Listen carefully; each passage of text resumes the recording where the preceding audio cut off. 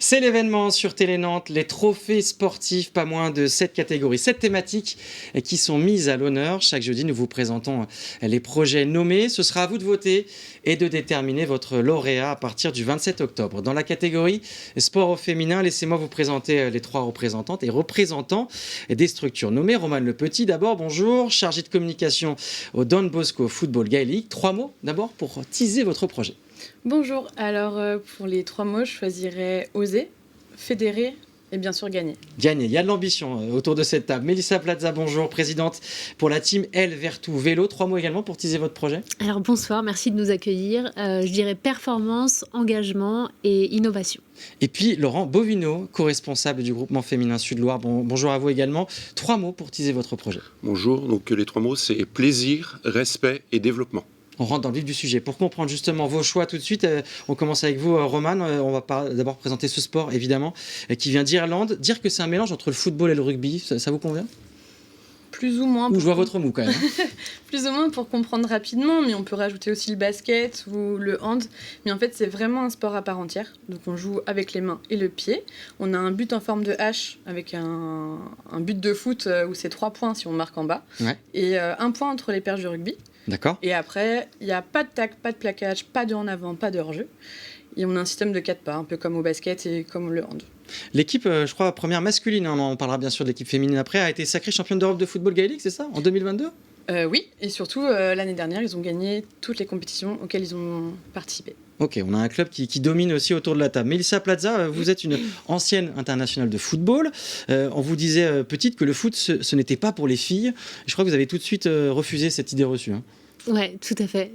Ouais, j'étais une petite fille qui vivait un peu hors des cases. Ouais. Et j'ai tout de suite su que le football serait un très gros chapitre de ma vie et j'ai bien fait d'y croire. Comment on vous retrouve aujourd'hui à la tête de cette structure de cyclistes, du coup ? Parce que le football m'a brisé les genoux et donc il a fallu trouver un autre sport, un sport porté. Donc le vélo était très adapté. Et puis j'ai eu quelques acquaintances avec la Timel il y a de ça quelques années par rapport au slam. Ouais. Et aujourd'hui, je suis un peu plus investie puisque j'ai pris la présidence à partir de l'année dernière. Et c'est un rôle qui me plaît beaucoup. On va bien sûr reparler de cette team, elle et même un peu de slam dans la suite de l'émission. Laurent Bovino, on parle justement de football avec vous, pas de football gaélique, de football, je dis bien. Le groupement féminin Sud-Loire a été créé en 2015. Alors pourquoi on parle de groupement ? Parce qu'en fait, pour aider les clubs à avoir des licenciés, des joueuses, c'était facilité par un groupement de plusieurs clubs. Okay. Et donc il y a eu 3 clubs au départ qui se sont alliés pour utiliser les infrastructures et faire venir plus de jeunes filles. Maintenant il n'y a plus que 2 clubs, mais on a tout autant de filles qui viennent se faire plaisir sur les terrains pendant les entraînements et les week-ends. Alors j'ai noté le chiffre de 120 joueuses licenciées de tout âge et le club 2 fois labellisé École féminine d'argent, ça veut dire quoi ? C'est-à-dire qu'il y a une reconnaissance de la fédération par rapport au développement du foot dans les structures, dans les clubs. Donc il y a un label jeune qui est pour les garçons et un label féminin pour les filles, et on a pu au niveau du département être labellisé 2 fois de suite. On va relancer notre candidature cette année pour être labellisé et avoir encore plus être encore plus labellisé. Voilà. On retourne au football gaélique avec vous, Romane Le Petit. Est-ce que ça a été compliqué justement de l'ouvrir aux femmes ? C'était un sport qui était réservé aux hommes à la base ? Réservé, non, parce qu'en Irlande, il y a autant de femmes que d'hommes qui y jouent. Mais par contre, en France, déjà, c'est un sport mineur qui n'est pas très connu, qui est nouveau. En 2008, il y avait à peu près 160 licenciés dans toute la France, hommes et femmes confondus. L'année dernière, on était 1300 et il y a seulement 340 femmes parmi les licenciés. Donc ça augmente, ça évolue, mais il y a encore du travail. Ouais, il y a encore du travail aussi sur les mentalités ou pas ? Pas forcément, parce que sur le terrain et dans les clubs, il n'y a pas de distinction. Par contre, nous, à Nantes, on a essayé depuis plusieurs années justement de pousser la participation des femmes et qu'elles aient des rôles de décision, de participation au sein du club dans les instances décisionnaires, que ce soit à Nantes ou en Bretagne, pour qu'on ait notre place. Dans l'équipe encadrante aussi, vous voulez dire ? Encadrement, organisation des tournois, instances décisionnaires sur comment fonctionnent les championnats.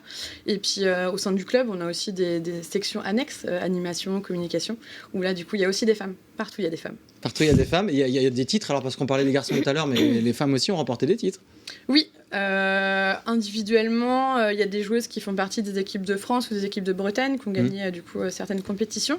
Et puis l'équipe de Nantes, elle accroche les meilleures équipes. Donc on est vice-championne de Bretagne depuis plusieurs années. Mais on a des objectifs plus poussés de gagner des titres forcément. Mélissa Plaza, plusieurs actes dans votre projet, de la formation pour jeunes cyclistes, une équipe féminine en National 1 je crois, du loisir aussi, et ce programme phare rayonnante, il permet quoi ce programme ?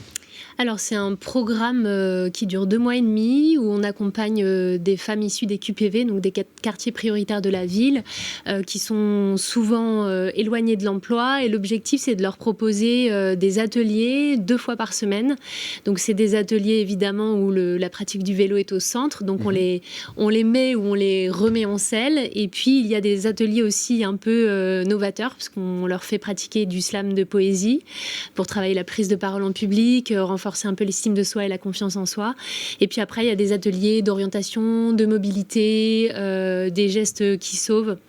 Donc c'est vraiment un programme complet, et au sortir de ce programme, généralement, elles empochent un vélo qu'elles peuvent garder chez elles pour qu'on inscrive la pratique du vélo de manière durable dans leur quotidien.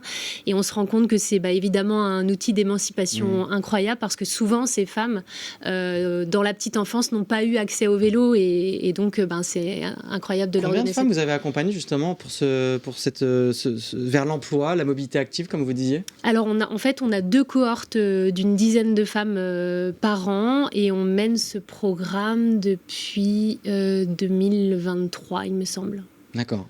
Voilà. Laurent Bovino, votre projet veut se structurer encore plus pour le club. Comment vous arrivez à créer ce que vous cherchez, une culture de club forte ? La culture du club, en fait, les jeunes filles viennent pour jouer au football, mais pas que. C'est-à-dire qu'elles viennent pour se faire plaisir en jouant avec les copines, en jouant au football. Il y a de la compétition avec les organisations du week-end, mais ce n'est pas que ça. On les inclut dans des actions. Des actions citoyennes. Des actions citoyennes, tout à fait. On fait des ateliers numériques pour les plus jeunes, pour les cadrer, les aider dans l'aide de l'outil numérique.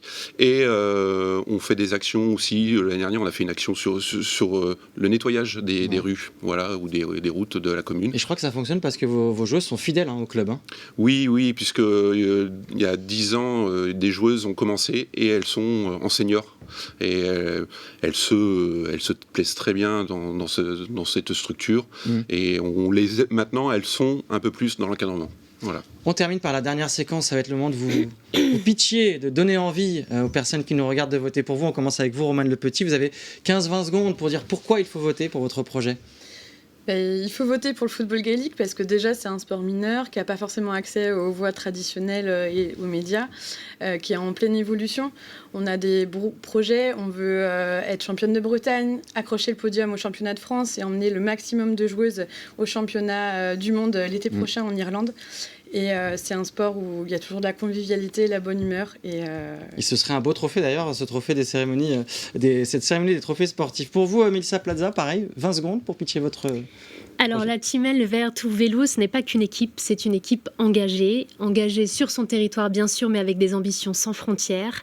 Elle est investie comme aucune autre. Le sport compète, le sport santé, le sport qu'on fête, qui lie, qui crée et qui recrée. Elle est locomotive ou colibri, elle a dans l'ADN tous les enjeux d'aujourd'hui. Plaisir, boulot au haut niveau, son objectif est clair, c'est de mettre toutes ces dames sur le vélo. Merci du sport et du slam sur Télé Nantes aujourd'hui. Laurent Bovino, à vous pour terminer, 15-20 secondes. Eh bien, nous faisons tout pour que les jeunes filles qui arrivent chez nous puissent faire du sport, mais aussi deviennent des citoyennes et des bonnes personnes sur et en dehors du terrain. Et donc, nous faisons tout pour que justement les femmes, ces futures femmes, puissent aussi transmettre derrière aux futures joueuses. Voilà. Merci beaucoup à tous les trois d'avoir été avec nous et bonne chance pour la cérémonie des trophées sportifs.